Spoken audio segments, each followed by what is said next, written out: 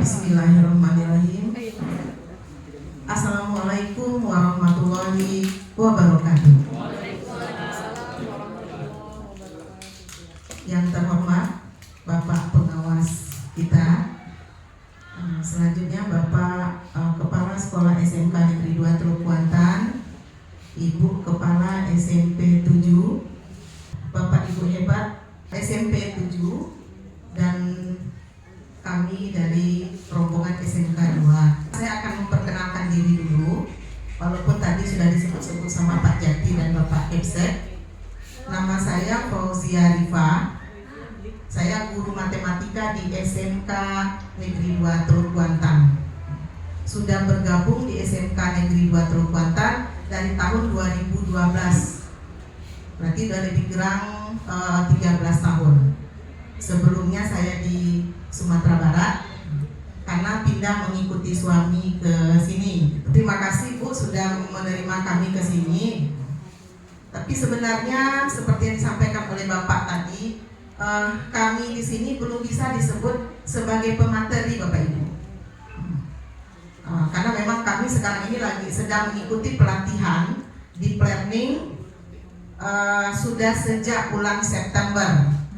Pelatihannya sampai akhir November. Jadi sebenarnya kami belum punya sertifikat atau lisensi untuk menjadi narasumber. Tapi untuk sekedar berbagi, oke lah begitu. Mungkin nanti kita akan sharing saja. Saya akan berbagi pengalaman saya. Bapak Ibu juga akan berbagi pengalaman di sini.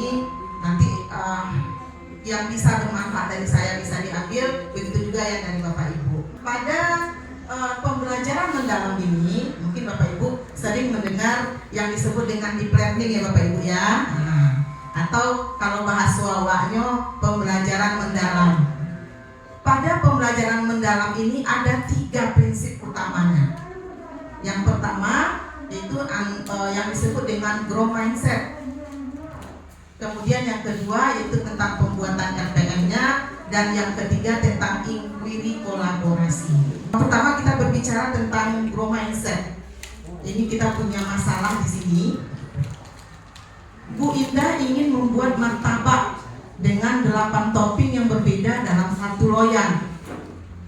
Ada rasa coklat, strawberry, pandan, kacang, keju, dan lain-lainnya. Ada 8 buah.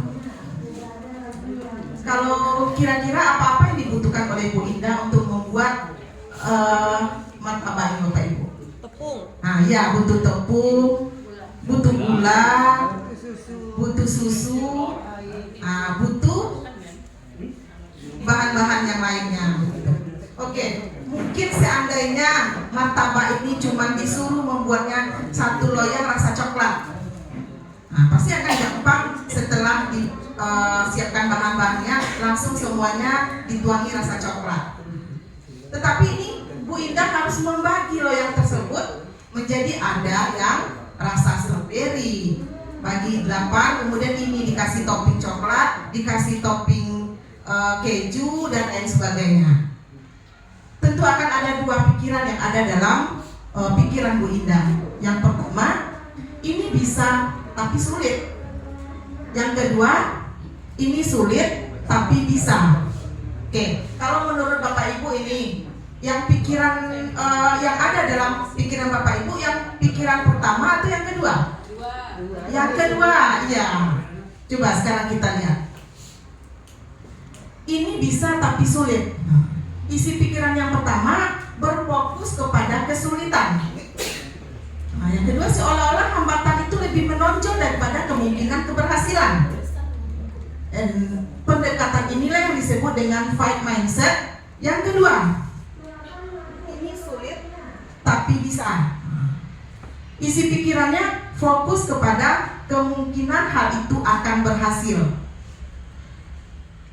Mengakui memang ada tantangan, tapi tetap menekankan keyakinan bahwa keberhasilan bisa dicapai. Pendekatan inilah yang disebut dengan growth mindset, karena melihat kesulitan sebagai bagian dari proses, bukan alasan untuk berhenti. Oke, jadi ada 2, namanya pola pikir tetap dan pola pikir bertumbuh. pola pikir yang tetap, itu dalam pikiran kita itu cuma ada tidak bisa, tidak mau, ya sudahlah. Nah, kita nggak mau bekerja lagi. Atau seperti misalnya dalam RPM ini, asamu nyo dari tahun ke tahun itu aja nyo modelnya. Dan kita diam set di sana saja.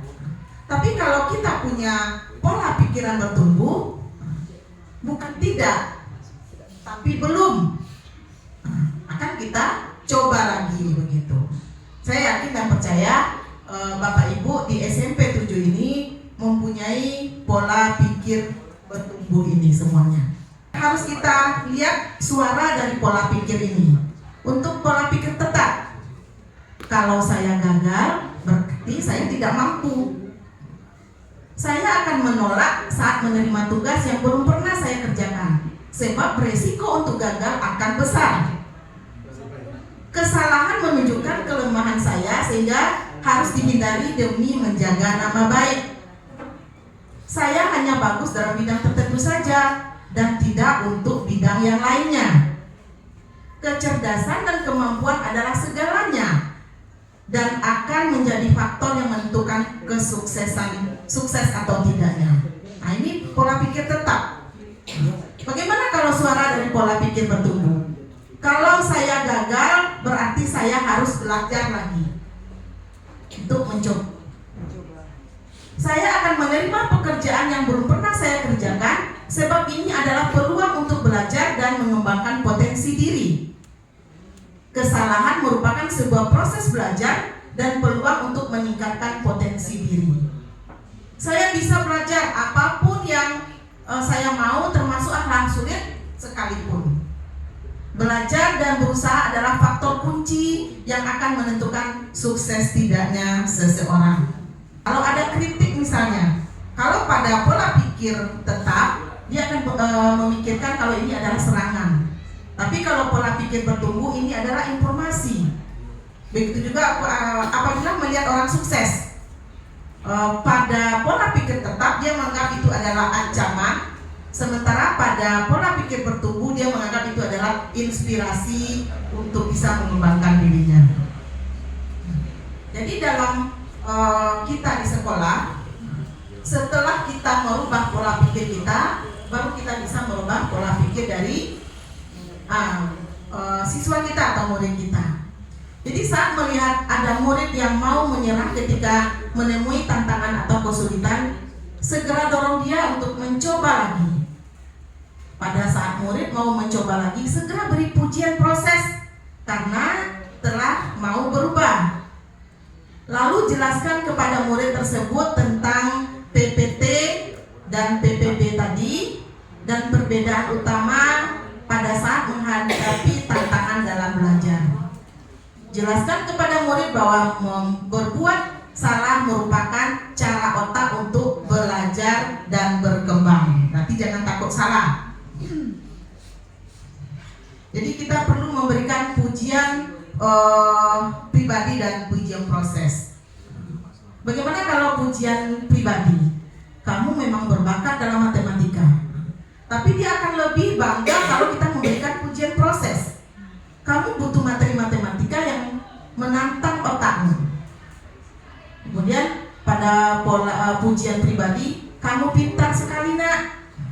Pada pujian proses, kamu telah menggunakan strategi yang tepat untuk menjawab soal ini.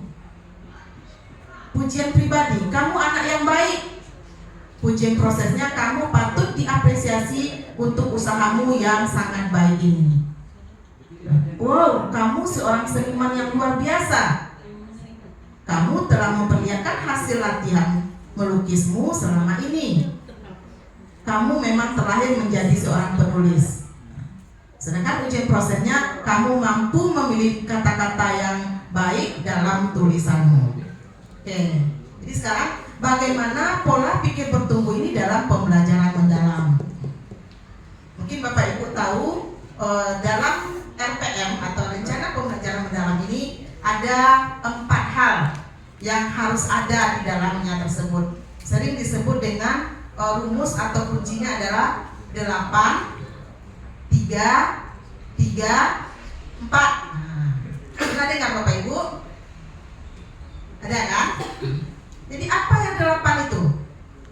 Dulu sebelum adanya FPM ini atau sebelum pembelajaran mendalam, kita mengenal adanya P5, kegiatan P5. Di sini masih jalan P5-nya, Bu? Ya. Dengan adanya deep learning ini, P5 yang di dalamnya ada 6 dimensi, sekarang pada dimensi lulusan ini sudah menjadi 8 ya. Jadi dimensi profil lulusan merupakan fokus profil lulusan yang akan dicapai, yaitu keimanan dan ketakwaan pada Tuhan Yang Maha Esa, kewarganegaraan, kreativitas, penalaran kritis, kolaborasi, kemandirian dan kesehatan dan komunikasi. Di dalam FPM kita, profil lulusan ini yang 8 ini tidak semuanya kita munculkan. Minimal di tiap FPM itu ada 3 profil lulusan yang harus kita munculkan di sana. Kemudian setelah dimensi lulusan ada prinsip pembelajaran. Bagaimana prinsip pembelajaran itu adalah dasar karakteristik pembelajaran mendalam yang merupakan berkesadaran, bermakna dan menggembirakan. Jadi harus nampak dalam pembelajaran kita itu mana proses bermaknanya, mana proses yang berkesadarannya, kemudian mana proses yang menggembirakannya. Selanjutnya ada pengalaman belajar. Pada pengalaman belajar ini, di sini ada memahami, mengaplikasi, dan merefleksi. Jadi pada pengalaman belajar ini, Bapak Ibu, ini yang harus urutannya tuh harus tidak boleh dibalik-balik. Harus memahami dulu, kemudian setelah memahami baru anak mengaplikasikannya, kemudian terakhir baru anak merefleksikannya. Ini sebenarnya sudah biasa kita lakukan, sudah kita terapkan juga mungkin di kelas. Tapi cuman penulisan secara terstrukturnya mungkin belum nampak di modul kita lama atau sekarang namanya adalah RPM. Ini dia. Kerangka pembelajaran mendalam itu disebut dengan 8-3-3-4. 8 dimensi profil lulusan, 3 prinsip pembelajaran, 3 pengalaman belajar, dan 4 kerangka pembelajaran. Nah ini 8 profil dimensi lulusan.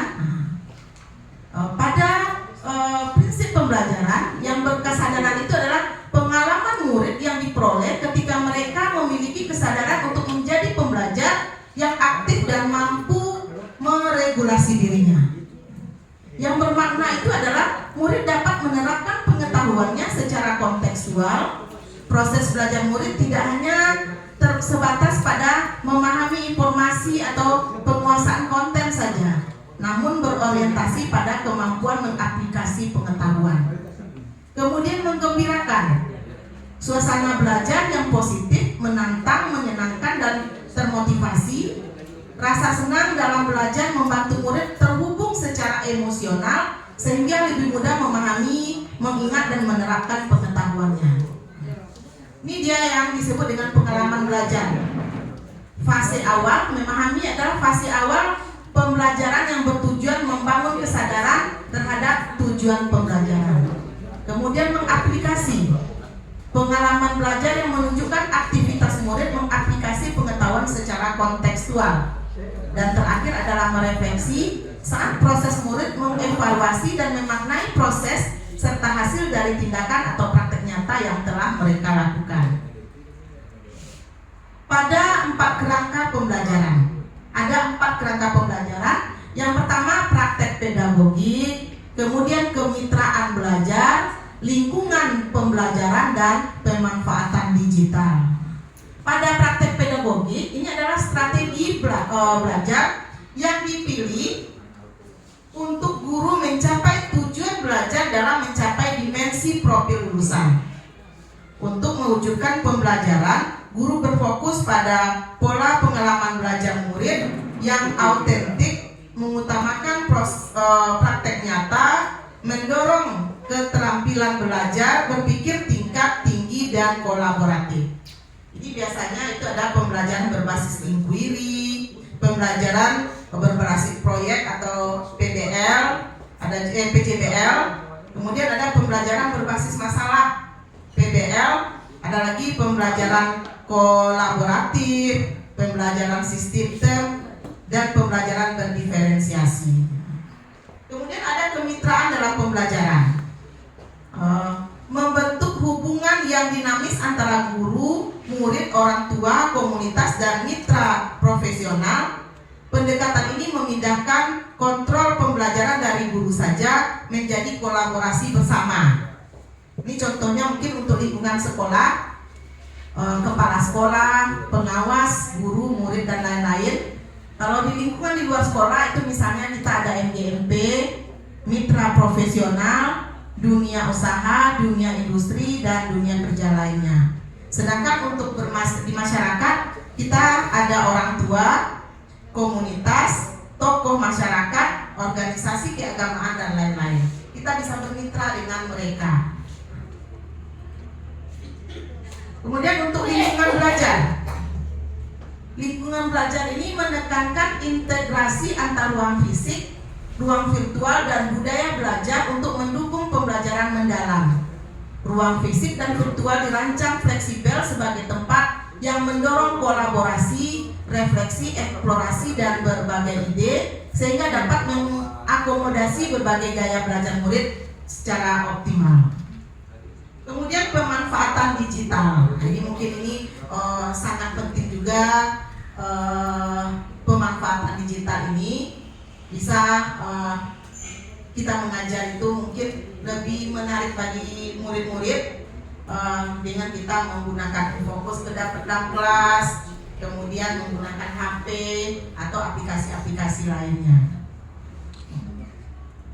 Pemanfaatan teknologi digital juga memegang peran penting sebagai katalisator untuk menciptakan pembelajaran yang lebih interaktif, kolaboratif, dan kontekstual. Tersedianya beragam sumber belajar menjadi peluang penciptaan pembelajaran bermakna pada murid. Terakhir adalah asesmen pembelajaran. Asesmen ini ada dua yang kita kenal, ada namanya asesmen formatif dan ada asesmen sumatif. Kalau asesmen formatif itu apa gunanya Bapak Ibu? Untuk melihat, memperbaiki proses pembelajaran. Sedangkan asesmen sumatif kita gunakan untuk menilai peserta didik kita. Oke. Pada NPM ini, penilaian ini atau asesmen ini nanti ada 3. Ada namanya asesmen of learning sebelum pembelajaran, kemudian ada asesmen for learning pada saat pembelajaran, dan yang terakhir ada asesmen as learning atau setelah proses pembelajaran. Jadi untuk asesmen as learning dan asesmen for learning itu biasanya kita adalah gunanya itu adalah asesmen untuk formatif. Sedangkan untuk kita menilai anak itu adalah pada assessment of learning pada setelah pembelajaran. Itu pun dilakukan di akhir pada tercapainya satu tujuan pembelajaran. Jadi pada NPM ini ada 4 kamar yang harus kita kerjakan. Yang pertama adalah identifikasi, yaitu di sana ada kesiapan murid, materi pembelajaran, dan di sini kita tuliskan dimensi lulusannya. Yang kedua adalah desain pembelajaran. Capaian pembelajarannya apa? Dari capaian pembelajaran itu bisa kita menurunkan menjadi tujuan pembelajaran. Nah, dari tujuan pembelajaran kemudian baru kita lihat di sini, kita ambil 4-nya dulu. Setelah dimensi lulusan tadi ada 8, kemudian 4 itu adalah kerangka pembelajaran. Ada praktek pedagogik, lingkungan belajar, pemanfaatan digital, kemitraan pembelajaran. Yang ketiga baru pengalaman belajar. Pada pengalaman belajar ini kita merancang pembelajaran dengan prinsip berkesadaran, bermakna, dan menggembirakan. Kemudian merancang tahapan pembelajaran dengan langkah-langkah pada kegiatan awal, inti, dan penutup. Kemudian baru mendeskripsikan pengalaman belajar, memahami, mengaplikasi, dan merefleksi. Yang terakhir adalah asesmen. Itu ada 3 tadi, asesmen as learning, assessment for learning, itu masuk dalam asesmen formatif, kemudian baru asesmen of learning itu kita masuk dalam asesmen sumatifnya. Oke. Jadi sama seperti membuat kisi-kisi soal Bapak Ibu. Biasanya kan kisi-kisi kita buat dulu baru ada soalnya begitu. Nah, ini misalnya pada lembar kerja kerangka pembelajaran kita buat dulu di sini. Kita tentukan dulu satu capaian pembelajaran, pilih satu tujuan pembelajaran, kemudian rancanglah pengalaman belajar yang sesuai dengan tujuan pembelajaran tersebut, cantumkan juga prinsip pembelajaran yang terkandung di dalamnya. Baru kita buat di sini nanti di mana memahaminya, mengaplikasi, merefleksi. Kemudian kita tuliskan apa praktek pedagogik untuk materi tersebut. Apa lingkungan belajar yang bisa kita gunakan? Mungkin bisa di luar kelas. Kalau guru olahraga mungkin di lapangan begitu. Mungkin kalau guru IPAS di labor, bisa juga di alam langsung, alam terbuka dan lain sebagainya. Kemudian kemitraan. Nah, kemitraannya tadi.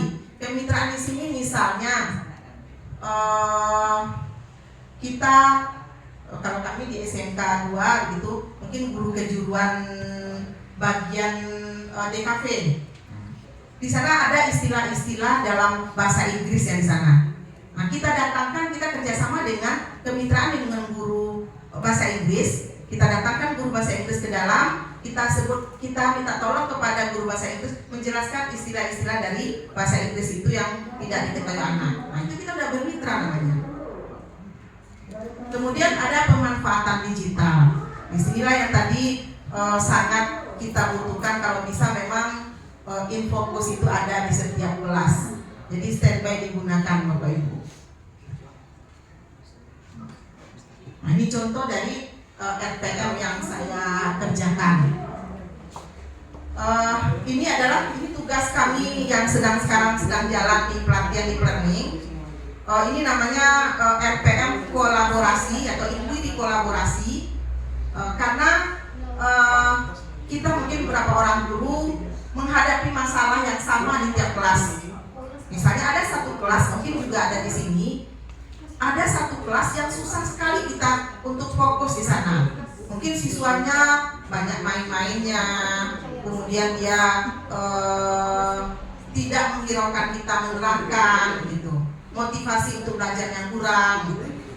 Jadi beberapa orang guru berdiskusi, kemudian menciptakan sebuah ide yang kita gunakan agar pembelajaran ini bisa anak-anak lebih fokus lagi. Nah, jadi kemarin kami berkolaborasi dengan beberapa orang guru menciptakan pembelajaran dengan memanfaatkan pameran atau istilahnya, nah itu kami memakai model pembelajaran window shopping dengan Gallery Watch dengan program bus learningnya. Nah, ini dia identitas. Sebenarnya kita lebih enaknya bisa praktek langsung juga ya Bapak Ibu ya. Ada bawa laptop, kemudian kita buka RPM modul lama kita. Ya modul lama itu juga nanti kita masukkan. Paling kita tambah dengan yang baru sekarang begitu. Ini dia misalnya identitas pembelajaran. Nah, ini udah biasa ini, nama penyusun, nama sekolah, tahun ajaran, mata pelajaran, topik pembelajaran, kemudian fasenya, alokasi waktunya. Nah, kemudian kesiapan peserta, kesiapan murid.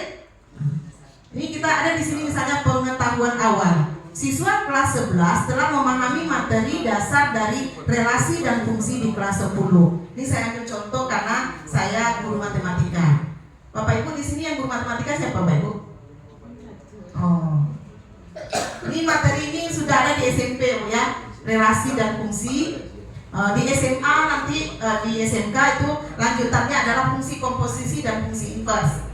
Nah, tapi kami harus menjemput dulu materi dari plat SMP-nya. Kemudian kita harus melihat gaya belajar anak.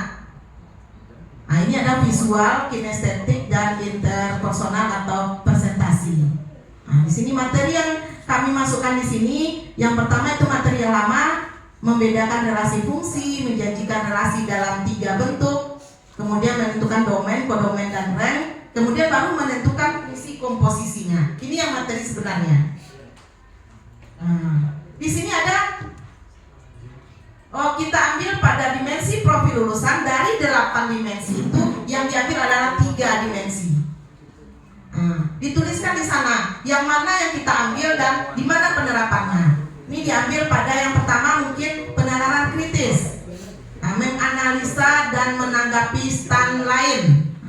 Jadi model pembelajarannya setelah anak dibagi kelompok, kemudian siswa membuat poster dengan secantik mungkin. Kemudian posternya tersebut nanti setelah selesai dipajang di sudut-sudut kelas. Anak-anak akan berkeliling mengamati, satu orang menjaga stand dan menjelaskan materi yang dia peroleh begitu. Jadi dia anak-anak itu tidak fokus pada tempatnya saja. Jadi kadang ada anak kita yang hobi jalan-jalan begitu. Jadi di sini dimensi profil lulusannya penalaran kritis, kemudian kolaborasi. Kolaborasi di mana? Diskusi dan bekerja sama dengan anggota kelompok. Kemudian yang 8 adalah komunikasi. Di sini tanya jawab dengan guru, berdiskusi dengan teman kelompok dan menjawab pertanyaan kelompok lain yang berkunjung ke standnya masing-masing. Nah, ini dia. Capaian pembelajarannya apa? Ini capaian pembelajarannya di akhir fase F, murid mampu menentukan fungsi komposisi, fungsi inverse, dan transformasi fungsi untuk memodelkan situasi nyata menggunakan fungsi yang bersesuaian. Itu ada linear, kuadrat, dan eksponen. Nah, dari capaian pembelajaran ini kita ambillah satu tujuan pembelajarannya. Siswa mampu menemukan fungsi komposisi untuk memodelkan situasi nyata menggunakan fungsi yang sesuai. Jadi dalam satu RPM ini ada 3 kali pertemuan. Jadi satu RPM itu bisa 1 kali pertemuan, bisa 2 kali, bisa 3, bisa lebih. Jadi yang saya buat ini adalah 3 kali pertemuan. Jadi pada pertemuan pertama, karena kita menjemput pembelajaran SMP-nya, baru menyambungkan dengan pembelajaran di SMA-nya, ini hanya baru memahami saja. Kemudian ini ada berkesadaran bermakna, biasanya mempersiapkan kelas, mengecek kebersihan, berdoa, mengecek kehadiran siswa, kemudian menyampaikan kesepakatan kelas, menyampaikan tujuan pembelajaran, dan yang terpenting pada RPM ini adalah memberikan pertanyaan pemantik. Nah, dari pertanyaan pemantik inilah nanti akan kita lanjutkan dia agar anak tersebut mencapai bermakna pembelajarannya, dan terakhir tentu akan menggembirakan. Jadi pertanyaan pemantik itu adalah kita mencari pertanyaan yang tidak ada jawabannya di buku Bapak Ibu, atau pertanyaan yang jawabannya terbuka, tidak langsung dapat aja dengan sekali dia memahaminya. Nah, misalnya ini. Karena pelajarannya adalah relasi fungsi, yang menjadi pertanyaan pemantik saya, menurut kamu apa beda hubungan biasa dengan hubungan khusus? Misalnya nih, apa bedanya teman dengan suami atau istri? Tentu mereka akan menjawab macam-macam jawabannya. Nah, tapi tujuan kita adalah menjelaskan bahwa kalau hubungan antara teman itu bisa banyak. Nah, itu relasi namanya. Tapi kalau hubungan yang khusus atau hubungan suami istri begitu, berarti kecuali ini yang poligami ya Bapak Ibu ya, ini yang normal-normal saja, tentu satu. Nah, hubungan yang seperti inilah yang disebut dengan fungsi begitu. Nah, dari sini nanti mungkin sampai terakhir ini masih pertemuan 1, ini masih anak-anak sampai memahami.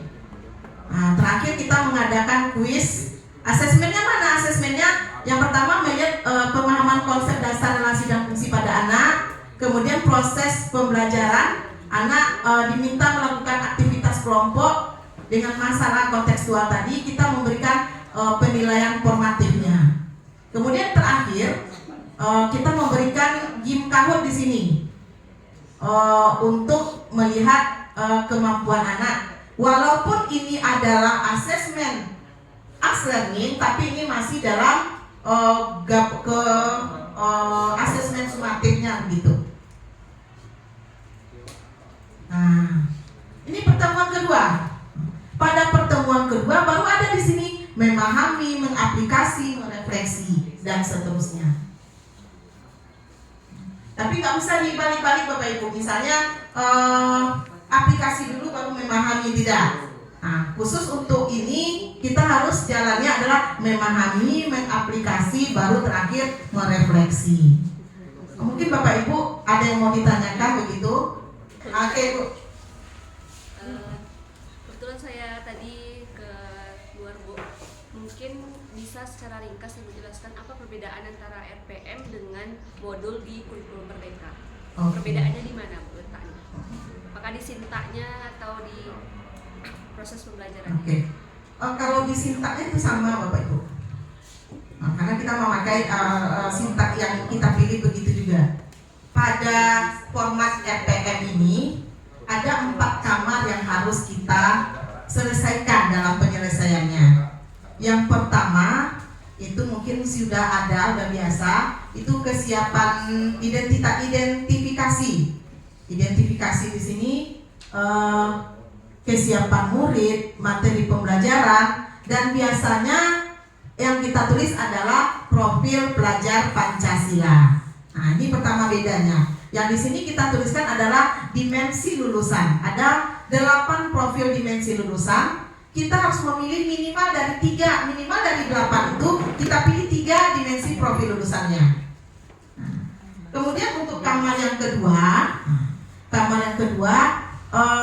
untuk modul lama di sini cuma capaian pembelajaran, topik pembelajaran, tujuan pembelajaran. Untuk RPM ini, kerangka pembelajaran ini harus jelas di sini. Ada praktek pedagogiknya bagaimana, lingkungan belajarnya bagaimana, pemanfaatan digitalnya bagaimana, dan kemitraan pembelajarannya bagaimana. Tapi nggak semuanya kita tulis. Kemitraan ini opsional. Boleh kalau kita nggak bermitra, nggak usah kita tulis. Memang kita mengajar sendiri aja. Kemudian juga untuk pemanfaatan digital. Nah, kalau kita menerangkan manual di kelas tidak pakai HP, tidak pakai Infocus dan lain-lain, itu dikosongkan saja.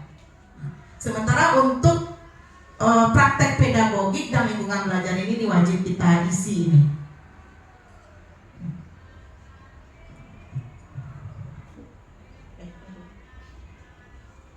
Kalau pada pengalaman belajarnya, untuk sintak-sintak yang Ibu tanyakan tadi itu tetap dituliskan. Tetapi pada RPM ini, nah ini dia. Pada RPM ini, kita untuk langkah-langkah pembelajarannya di sini harus kita tuliskan dia berkesadaran dan bermakna. Jadi pada pendahuluan, kegiatan pendahuluan ada 15 menit misalnya. Ini kita hanya baru masuk ke memahami saja. Di sini mempersiapkan kelas, mengecek kebersihan kelas, berdoa dan mengecek kehadiran murid secara sebelum mulai pembelajaran.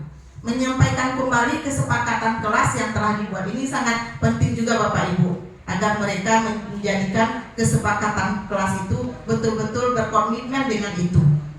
Kemudian menyampaikan tujuan pembelajaran. Nah, di sini kita boleh menanyakan pertanyaan pemantik sehingga mereka sadar akan pembelajarannya.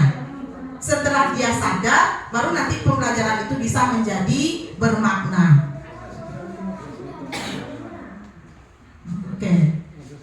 Karena di materi ini baru awal, nah ini pada pertemuan pertama ini hanya memahami saja dulu. Kemudian kita masuk dengan kegiatan inti, walaupun dia udah kegiatan inti, tapi kegiatan intinya masih dalam memahami. Siswa dibagi menjadi beberapa kelompok tadi, setiap kelompok akan mendalami materi yang berbeda. Konsep inti dari relasi fungsi, domain, kodomain, rank, dan berikutnya. Kemudian murid melaksanakan tugas mereka masing-masing sesuai dengan pembagian tugas di awal tadi. Murid mencatat dan memahami materi di lembar ekspor dan memberikan tanggapan terstruktur dengan menggunakan sticky notes. Kemudian ekspor kembali ke stand sendiri, kemudian membagi pengalamannya di kelompok masing-masing. Bersama-sama merevisi pemahaman berdasarkan masukan dari anggota lain. Guru mengklarifikasi atau menambahkan penjelasan yang kurang jelas dari murid. Selama proses, guru akan mengadakan assessment for learning dengan rubrik terlampir, kemudian mengaplikasikan pemahaman murid melalui games Kahoot. Kemudian kegiatan penutup masih memahami nih. Murid mengambil kesimpulan, kemudian memberikan pertanyaan pemantik dan agar mereka berkesadaran, bermakna dan menggembirakan. Ini dia. Nah, asesmennya juga harus dituliskan, asesmen awal, asesmen proses dan asesmen akhirnya. Nah, ini dia pada pertemuan kedua. Karena dia tadi nggak memahami. Nah, ini pertemuan kedua masih dalam satu RPM. Pertama dia masih memahami dengan materi yang minggu kemarin. Baru kita masuk kepada mengaplikasi dan terakhirnya merefleksi. Si cerek di tepi banda, kok raba, tolong tagakkan. Di planning ko ambo baru bahaja, mungkin sakete yang bisa ambo bagikan. Sampai di sini penjelasan dari saya. Mudah-mudahan yang saya bagikan sedikit banyaknya ada manfaat bagi Bapak Ibu. Saya tutup dengan Assalamualaikum warahmatullahi wabarakatuh.